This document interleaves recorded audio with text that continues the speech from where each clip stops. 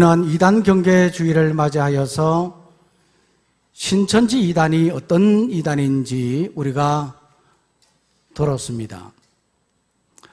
우리가 신앙생활하면서 이단들을 어떻게 대처해 나갈 것인가 하는 것도 중요하지만 이것보다 더 중요한 것은 우리가 신앙생활을 어떻게 하느냐입니다. 그리고 우리가 어떤 교리적, 신앙적 교리를 세워나가느냐, 어떻게 세워나가느냐, 이것은 대단히 중요한 부분입니다. 우리가 하나님의 말씀을 기초로 해서 신앙적 교리를 바로 세우면 우리는 흔들리지 않습니다. 어떤 이단들이 우리를 유혹해도 우리는 넘어가지 않습니다. 그래서 신앙적 뼈대를 세우는 것, 교리적 뼈대를 세우는 것은 대단히 중요한 부분이지요. 그래서 지난 3번에 걸쳐서 신앙생활의 핵심에 대해서 말씀을 드렸습니다. 첫 번째, 성경에 대해서, 두 번째, 하나님에 대해서, 세 번째, 예수님에 대해서 말씀을 드렸죠. 오늘은 네 번째입니다. 오늘 말씀의 제목은 삼위일체 하나님, 동일한 구원자입니다. 한번 따라해 볼까요? 삼위일체 하나님, 동일한 구원자. 제자 훈련하면서 제가 이런 질문을 합니다. 하나님은 몇 분이십니까? 그러면 대부분의 사람들은 한 분이십니다 라고 대답을 합니다. 맞습니까? 대부분은 맞다고 그러지요. 그런데 성부 하나님, 성자 하나님, 성령 하나님이 계십니다. 그러면 하나님은 세 분이십니까? 아니시죠? 하나님은 한 분도 아니시고 세 분도 아니십니다. 하나님은 한 분이시기도 하고 세 분이시며 세 분이시며 한 분이신 하나님이십니다. 도대체 무슨 말입니까 이게? 그래서 삼위일체 하나님이라고 말합니다. 이 삼위일체라는 말은요, 한 본체와 그리고 세 위격을 가졌다는 뜻입니다. 하나님으로서는 한 본체, 한 본질, substance를 가졌습니다. 그리고 세 위격, person이라 그렇게 말하는데 이러한 위격을 가지신 분, 이분이 바로 삼위일체 하나님이시라는 거지요.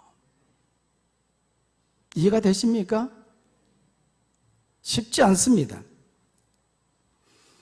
그래서 우리가 삼위일체 하나님을 이해한다는 것은 우리의 지식으로 이해하기란 어렵습니다. 이 삼위일체는 이 성경에 나오는 교리 가운데 아주 어려운 그러한 진리입니다. 그렇지만 우리는 이 진리의 말씀을 알아야 됩니다. 왜 어려우냐? 성경에 보면 삼위일체라는 말이 나오질 않습니다. 그리고 이 삼위일체 하나님에 대한 설명도 쉽지 않습니다. 그럼 몰라도 된다는 말입니까? 아닙니다. 우리는 삼위일체 하나님에 대해서 명확히 알아야 됩니다. 왜냐하면 이것은 성경에 계시된 진리이기 때문입니다. 아멘. 자, 그러면 삼위일체 하나님의 성경적 근거는 무엇입니까? 이 성경적 근거는요, 우리가 몇 가지로 생각해 볼 수 있는데 먼저는 창세기 1장 26절 말씀 한번 읽겠습니다. 시작. 하나님이 이르시되 우리의 형상을 따라 우리의 모양대로 우리가 사람을 만들고, 여기 보면 우리라는 대명사가 나옵니다. 이것은 하나님의 복수형을 나타내는 겁니다. 이 우리라는 이 말 자체가 삼일체 하나님이라는 것을 증거하는 근거의 말씀입니다. 하나님께서는 말씀으로 세상을 창조하시고 그리고 흙으로 사람을 만드셨습니다. 그때에 성부 하나님, 성자 하나님, 성령 하나님이 완벽하게 협력하셨습니다. 그래서 우리라 그렇게 말하는 거죠. 창세기 1장 1절 말씀에도 보면요, 태초에 하나님이 천지를 창조하시니라고 했습니다. 태초에 천지를 창조하신 이 하나님은 어떤 하나님인가? 구약 성경을 기록한 히브리 원어에 보면 엘로힘이라 그렇게 말하고 있거든요. 하나님을 엘로힘의 하나님으로 표현하고 있습니다. 이 말은 하나님을 장엄하신 분, 위대하고 장엄하신 하나님을 표현할 때 엘로힘이라 그렇게 표현을 합니다. 뿐만 아니라 이 엘로힘이란 말은 엘, 하나님의 복수형으로 나타내기도 하는 것입니다. 그래서 하나님께서는 천지를 창조하실 때, 세상을 창조하실 때 한 분 하나님이 아니라 여기에는 성자 예수님과 보혜사 성령님이 함께 하셨다는 것을 말합니다. 이와 같이 창조 사역은 삼위일체 하나님이 함께 하신 사역입니다. 마태복음 3장 16절 17절 말씀에도 보면 성자 예수님이 요단강에서 요한에게 세례를 받으실 때 하늘이 열리고 하늘에서 성령이 비둘기같이 임했다고 말했습니다. 그리고 그 하늘에서 성부 하나님의 소리가 들렸는데 이는 내 사랑하는 아들이요 내 기뻐하는 자라. 구원의 사역을 위해서 이 땅에 오신 예수님께서 공생의 사역 초기에 세례를 받으실 때 이와 같이 성부와 성자와 성령이 함께 하셨던 겁니다. 이것을 보면 구원의 사역 역시 삼위일체 하나님이 함께 하신 사역입니다.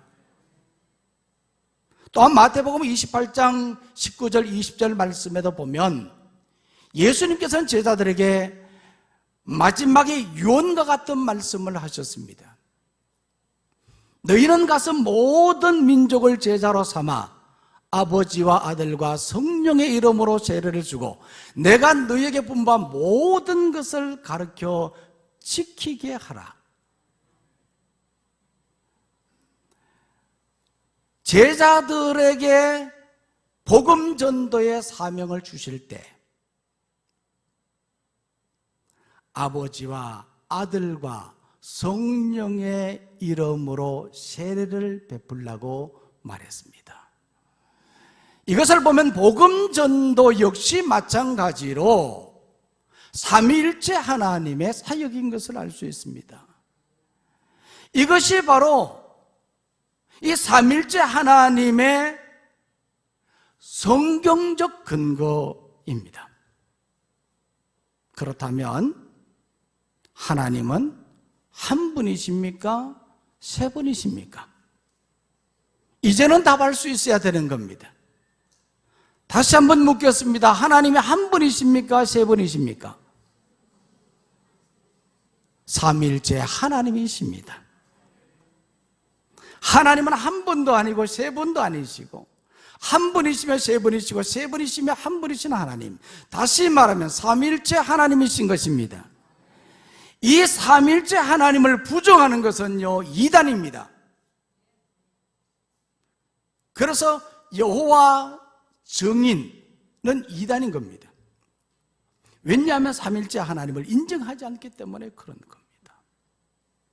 자, 그러면 이런 삼일째 하나님의 사역은 무엇입니까? 이 사역이란 말은 하시는 일을 말하는 거거든요. 이 삼일째 하나님은 어떤 사역을 하십니까? 오늘 제가 세 가지로 말씀을 드리겠습니다. 먼저는요, 선택의 사역입니다. 한번 따라해 볼까요? 선택의 사역이다. 자, 오늘 읽었던 본문 말씀 4절인데 다 같이 읽겠습니다. 시작. 곧 창세전에 그리스도 안에서 우리를 택하사 우리로 사랑 안에서 그 앞에 거룩하고 흠이 없게 하시려고. 성부 하나님은요, 우리를 구원하시기 위해서 무엇을 하셨습니까? 선택하셨어요. 이 4절 말씀에 이와 같이 말하고 있지 않습니까? 우리를 택하사 선택하신 겁니다. 또 5절 말씀에 보면요, 이것은 그 기쁘신 뜻대로 우리를 예정하신 것이라고 말했습니다. 예정하고 그리고 우리를 선택하여 우리를 구원했다는 말입니다.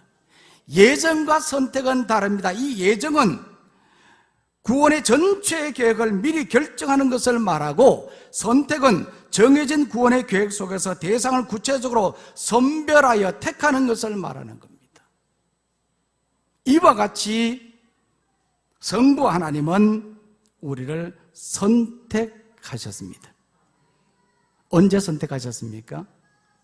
창세전에, 이 세상을 창조하기 이전에 이미 하나님께서는 우리를 선택하신 겁니다. 잘 이해가 안 될 수 있습니다만은 하나님이 이와 같이 우리를 아시고, 그리고 하나님이 정하시고 우리를 부르시고 우리를 의롭다 하시고 우리를 영화롭게 하신 겁니다. 로마서 8장 28절 29절 말씀에서, 로마서 8장 29절 30절 말씀에서 사도 바울이 그렇게 말했습니다. 창세전에 하나님이 우리를 미리 아시고 아신 그들 또한 부르시고, 정하신 그들 또한 부르시고, 부르신 그들 또한 의롭다 하시고, 의롭다 하신 그들 또한 영화롭게 하셨느니라. 이처럼 하나님은 우리를 선택해 주셨습니다.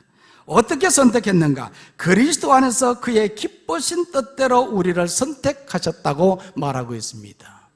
하나님의 그 기쁘신 뜻이 뭡니까? 그것은 바로 우리로 하여금 거룩하고 흠이 없도록 하기 위해서, 그리고 그의 은혜의 영광을 찬송하도록 하기 위해서 우리를 이와 같이 선택하셨다는 겁니다. 이것을 보면요, 오늘 우리들의 구원은 우연이 아닙니다. 하나님의 사랑 안에서 하나님이 사랑으로 우리를 선택해 주셨습니다. 하나님의 사랑은 높고 깊으시고 하나님의 그 사랑은 넓고 영원하십니다. 하나님의 그 사랑은 변함이 없으십니다. 회전하는 그림자도 없으신 사랑입니다. 하늘 그보다 높고 바다 그보다 깊고 우주 그보다 넓은 오 크신 사랑. 이 찬송 아시죠? 이 크신 사랑, 하늘보다 높고 바다보다 깊고 우주보다 넓은 크신 사랑, 이 사랑으로, 이 사랑 안에서 하나님이, 성부 하나님이 우리를 선택해 주셨어요. 이 하나님의 선택으로 말미암아서 우리가 구원함을 받게 되었습니다. 교회에 나온 지가 얼마 되지 않은 성도님에게 믿지 않은 한 친구가 물었습니다. 너 이제부터 교회 나간다며? 그래서 그렇다고 했더니, 그러면 내가 성경에 대해서 한번 물어보게. 물어보겠네. 성경에 보면 예수님이 결혼도 하지 않고 처녀의 몸에서 태어났다고 말했는데 그것을 네가 믿니? 예수님께서 죽으셨다가 3일 만에 다시 살아났다고 말했는데 그것을 믿을 수 있어? 그랬더니 이 성도님이 아무런 대답을 하지는 못했습니다. 그러자 이 친구가 계속해서 질문하는 겁니다. 그러면 삼일째 하나님은 무엇을 말하는 거야? 삼일체란 뜻이 뭐야? 교회를 오래 다녀도 삼일째 하나님에 대해서 설명하기도 쉽지 않은데 이 사람이 어떻게 이것을 설명할 수 있겠습니까? 그래서 잘 모르겠다 그렇게 대답했더니 그래? 넌 교회를 다닌다고 하면서 아는 것이 제대로 없구만.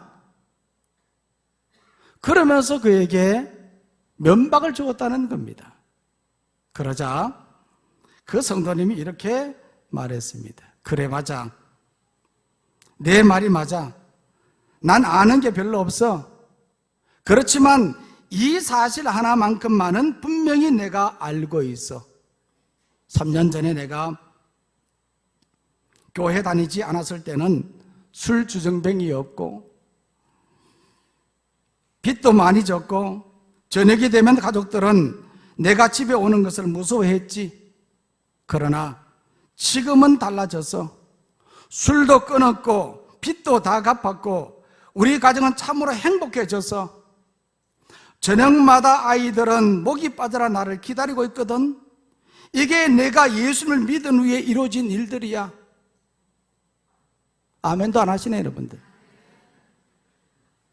또한 내가 지독한 죄인인데도 불구하고 하나님은 나를 사랑하신다는 것을 내가 알고 있지. 이처럼 성부 하나님은 사랑으로 우리를 선택해 주셔서 우리가 구원함을 받았습니다. 하나님의 그 사랑으로 우리가 선택받은 존재입니다. 또 오늘 말씀을 바라보면요, 이 삼일째 하나님의 두 번째 사역은 속량의 사역입니다. 읽었던 7절 말씀인데 다 같이 읽겠습니다. 시작. 우리는 그리스도 안에서 그의 은혜의 풍성함을 따라 그의 피로 말미암아 속량 곧 죄 사함을 받았느니라. 아멘. 이 속량이라는 이 말은요, 몸값을 받고 종을 놓아주어 양민이 되게 한다 하는 뜻입니다. 이 성자 예수님은 우리를 구원하기 위해서 이와 같이 속량해 주셨습니다. 자신의 몸값을 지불하고 우리의 몸값을 자신의 몸으로 대신했던 거거든요. 이 몸값은 속전이라고 그렇게 말하는데 이것은 종들이 자유를 얻거나 혹은 죄수들이 풀려나기 위해서 돈을 지불하는 속전을 말합니다. 요즘으로 말하면 보석금과 같은 것이죠. 예수님은 종이 된 우리를 그의 피로 속량해 주셨습니다. 예수님은 원래 하나님이셨잖아요. 우리를 구원하시기 위해서 사람의 몸을 입고 이 땅에 오셔서 사람이 되셨고 3년의 공생의 기간 동안에 온갖 고난과 고통을 받으시고 십자가에 달려 돌아가실 때에 물과 피를 다 쏟으셨습니다. 그 피로 말미암아 우리가 죄 사함을 받았습니다. 이것이 바로 속량입니다. 멕시코 어느 마을에 병든 어머니를 모시고 사는 마음이 착한 소녀가 있었습니다. 어느 날 한 유명한 의사가 찾아와 말했습니다. 어머니의 병을 고치는 좋은 약초가 있단다. 그것을 구해오면 병을 쉽게 치료할 수 있지. 그래서 이 소녀는요, 그 명의가 일러준 약초를 찾아서 깊은 산속으로 들어갔습니다. 추위와 흑기에 지친 소녀는 나무 밑에서 쉬고 있는데 그때 절벽에 보니까 그 명의가 일러준 바로 그 하얀 꽃이 있었습니다. 그래서 급하게 그 절벽 위로 올라갔습니다. 그 꽃을 따기 위해서. 그런데 올라가다가 그만 미끄러져 추락하고 말았습니다. 그 순간 그가 하나님 앞에 기도했습니다. 하나님, 제 엄마의 병을 고쳐야 해요. 저를 살려주세요. 그가 죽어버리면 어머니를 고치지 못하지 않습니까? 떨어지는 그 순간 하나님 앞에 기도했던 거죠. 그러자 그때에 천사가 나타나서 그 소녀에게 피 묻은 약초를 주었습니다. 그 순간 그 소녀가 깨끗이 치료를 받았습니다. 그런데 놀랍게도 산 위에 있던 그 하얀 꽃이 그 소녀의 피로 빨갛게 물들었던 겁니다. 이 꽃이 바로 겨울에 잎이 빨갛게 물들어 있는 포인세티아입니다. 성탄절에 예수님의 탄생을 축하하는 꽃이기도 하지요. 예수님은 아무 흠이 없는 흰 꽃과 같은 분이십니다. 그런데 우리 죄를 속량하기 위해서 십자가에 피 흘리심으로 말미암아 붉은 꽃이 되었습니다. 이처럼 성자 예수님은 그의 피로 우리를 속량하심으로 구원해 주셨습니다. 또 오늘 말씀을 바라보면 삼위일체 하나님의 세 번째 사역은 인치심의 사역입니다. 오늘 13절 말씀인데요, 다 같이 읽겠습니다. 시작. 그 안에서 너희도 진리의 말씀 곧 너희의 구원의 복음을 듣고 그 안에서 또한 믿어 약속의 성령으로 인치심을 받았으니. 아멘. 이 보혜사 성령님은 우리를 구원하기 위해서 무엇을 하셨습니까? 오늘 이 본문의 말씀에 보니까요, 진리의 말씀 곧 너희의 구원의 복음을 듣게 하셨습니다. 우리가 복음의 말씀을 듣는 것은요, 성령의 사역입니다. 우리가 이렇게 앉아서 예배를 드리지만 이 말씀이 들려지고 들었던 이 말씀이 깨달아지는 것은요, 성령의 사역이에요. 그냥 앉아 있는다고 다 성령의 역사가 나타나는 것은 아니거든요. 성령이 내 마음속에 임할 때 선포되는 이 말씀이 깨달아지는 겁니다. 들려지는 것입니다. 들려지는 거예요. 다 성령의 사역입니다. 뿐만 아니라 이 말씀에 보니까요, 보혜사 성령님은 우리를 구원하기 위해서 뭐 하셨다고요? 인을 치셨다고 그랬어요. 인은 도장을 말하거든요. 도장을 찍었다는 것은 소유가 되었다는 것을 말하거든요. 그러니까 문서에 도장을 찍으면 이것은 내 것이 되는 거예요. 소유권을 확인하는 법적 절차인 것이죠. 성령의 인을 쳤다고 하는 것은 우리는 누구의 것이 되었다고요? 하나님의 것이 되었다는 겁니다. 하나님의 것이 되었다는 내적 증거입니다. 이 내적 증거로 말미암아서 우리는 하나님의 것이 되었고 하나님은 우리의 보호자가 되신 것입니다. 이것이 바로 성령의 사역이에요. 이와 같이 성령이 우리를 인치심으로 말미암아서 우리가 구원함을 받게 된 것입니다. 삼위일체 하나님의 사역은 무엇입니까? 성부 하나님의 사역은 우리를 선택하신 겁니다. 성자 예수님의 사역은 우리의 죄를 속량해 주신 것입니다. 보혜사 성령님의 사역은 우리에게 인을 쳐 주신 거예요. 이 성령님의 사역은 이 외에도, 인치는 사역 외에도 여러 가지가 있습니다. 우리가 믿게 되는 것도 성령님의 사역이에요. 성령이 내 마음속에 임하지 않으면 우리가 믿을 수가 없는 겁니다. 앞에서 예를 들었던 것처럼 믿지 않으면요, 예수님의 탄생이나 예수님의 부활을 믿을 수 없는 겁니다. 삼일체에 대한 교리를 깨달을 수가 없는 겁니다. 믿게 되는 것은 다 성령님의 사역입니다. 또 우리가 위로함을 받는 것도 다 성령님의 사역입니다. 또 우리가 말씀을 듣고 그 말씀대로 살아가고 성령의 열매를 맺는 것도 다 성령님의 사역입니다. 우리가 또한 복음의 말씀을 전할 수 있는 것도 다 성령님의 사역인 것이죠. 이런 사역들이 있지만은 결국은 이 보혜사 성령님의 가장 중요한 사역은 인치심의 사역이라는 거예요.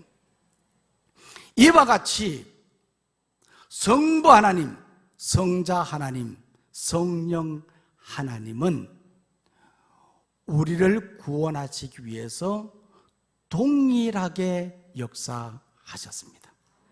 그래서 삼일체 하나님은 동일한 구원자이십니다. 자, 그러면 이렇게 우리를 구원해 주신 목적이 뭐냐는 거죠. 왜 그러면 하나님은 우리를 창세 전부터 우리를 선택해 주셨고, 그리고 하나님이셨던 예수님이 사람의 몸을 입고 이 땅에 오셔서 우리 죄를 대신 속량해 주셨고, 그리고 복음의 말씀을 듣게 하고 성령의 인을 저 주신 그 이유가 무엇이냐는 거예요. 그것은 바로 14절 끝에 보면 이렇게 말하고 있습니다. 읽어볼까요? 시작. 그의 영광을 찬송하게 하려 하심이라. 할렐루야. 결국 하나님의 그 영광을 찬송하도록 하기 위해서 우리를 구원해 주셨다는 겁니다. 성부 하나님, 성자 예수님, 보혜사 성령님이 이와 같이 구원의 사역을 동일하게 이루셔서 우리를 구원해 주셨다는 거예요. 사실 돌이켜보면 우리는 이와 같이 구원받을 만한 그런 가치 있는 존재가 아니거든요. 너무나 부족하고 연약한 존재이지 않습니까? 늘 죄 가운데 빠지고 연약한 그런 존재이거든요. 아닌가요? 저만 그런가요? 오늘 우리는 정말 보잘것없는 나약한 그러한 존재인데, 하나님은 창세전부터 우리를 미리 아시고 우리를 예정하시고 우리를 부르시고 우리를 의롭게 하시고 우리를 영화롭게 하셨던 것이거든요. 얼마나 감사한 일입니까? 하나님의 이 구원의 은혜를 생각하면 생각할수록 우리 마음속에는 감사가 넘치지 아니할 수가 없는 것입니다. 그래서 이 감사를 생각하면서 하나님의 그 영광을 우리는 찬송해야 하는 것이죠. 이런 하나님의 영광을 찬송하지 못한다고 한다면 오늘 과연 나는 예수님의 그 은혜, 하나님의 그 사랑, 성령의 역사를 우리가 경험하고 있느냐를 생각해 보아야 하는 겁니다. 그래서 존 뉴턴은 이 하나님의, 이 삼일째 하나님의 구원의 은혜를 생각할 때마다 너무나 감격스러운 거예요. 어떻게 나 같은 자가 이렇게 이 하나님의 은혜로 말미암아서 구원을 받았는지 생각할수록 서재에 앉아서 생각만 해도 눈물이 나는 거예요. 그래서 찬송가 가사를 써서 노래를 불렀습니다. 나 같은 죄인 살리신 주 은혜 놀라워 예로웠던 생명 찾았고 광명을 얻었네. 할렐루야. 나 같은 죄인 살리신 주 은혜 놀라와 잃었던 생명 찾았고 광명을 얻었네. 존 뉴턴은 이와 같이 정말 보잘것없는 그러한 존재이지만 창세전에 하나님께서 나를 선택해 주셨고 하나님이셨던 예수님께서, 성자 예수님께서 이 땅에 오셔서 내 죄를 속량해 주셨고 보혜사 성령님께서 나에게 인을 저 주심으로 말미암아서 내가 구원받았다는 것을 생각할 때 감사와 찬송과 영광을 돌리지 아니할 수가 없었던 겁니다. 오늘 우리는 이 자리에 앉아 있으면서 이 삼일째 하나님의 동일한 구원의 역사에 감격하고 감사하는 우리 모두가 되기를 간절히 소망합니다. 이것을 잊어버리면 안 되는 겁니다. 이 은혜 우리는 잊어버리면 안 돼요. 이 은혜에 감격하는, 감사하는 우리 모두가 되기를 소망합니다. 오늘은 우리나라가 광복을 맞이한 지 74주년을 맞는 날입니다. 맞는 주일입니다. 이 날에 우리는 잊지 말아야 될 것이 있습니다. 지난날 35년 동안 일제의 압박 속에서 모진 고난과 고통을 받았던 그 순간들, 그것을 잊어버리면 안 돼요. 저도 마찬가지지만 이 자리에는 그 시절에 없었던 사람들이 대부분입니다만은, 그러나 우리 어르신들, 신앙의 선배들이 겪었던 그 모든 것을 우리가 들어보면 우리가 잊을 수 없는 거죠. 우리말도 사용하지 못했고, 강제 친정으로 끌려가고, 위안부로 끌려가고, 온통 나라가 압제와 고통으로 참혹한 그 순간들 우리가 잊어서는 안 되는 거예요. 그리고 조국의 독립을 위해서 투쟁했던 순국 선열들의 희생정신을 잊어버리면 안 돼요. 곳곳에서 대한독립 만세를 외치고, 또한 조국의 독립을 위해서 몸을 바치고 모든 재산을 털어서 희생하고 헌신했던 그분들의 그 마음 잊어버리면 안 돼요. 뿐만 아니라 1945년 8월 15일에 우리나라에 광복을 허락해 주신 하나님의 은혜를 잊어버리면 안 됩니다. 잊지 말아야 돼요. 그리고 다짐해야 됩니다. 지금 일본은 경제보복과 집요하게 주권 침탈을 꾀하고 있습니다. 제가 긴 말을 드리지 않아도 지금 참 어려운 그런 가운데 있습니다. 이러한 만행을 규탄하고 다시는 침략의 먹잇감이 되지 않도록 우리는 마음을 모아서 일본을 이겨야 합니다. 더 이상 우리는 약한 자의 모습으로 나가서는 안 되는 겁니다. 우리가 이겨야 하는 것입니다. 그리고 무엇보다도 우리에게는 전능하신 하나님, 살아계신 하나님이 계십니다. 하나님, 우리나라를 도와달라고, 우리나라를 지켜달라고 우리는 기도해야 됩니다. 하나님이 보호해 주시고 하나님이 지켜주시는 이 나라, 하나님이 보호하사 우리나라 만세, 하나님 지켜주십시오 기도하는 우리 모두가 되기를 원합니다. 특별히 우리는 이 광복 74주년을 맞이해서 우리는 잊지 말고 다짐하는 우리 모두가 되기를 원합니다. 그리고 하나님의 그 은혜, 그 사랑 잊지 않는 우리 모두가 되기를 간절히 소망합니다. 기도하겠습니다.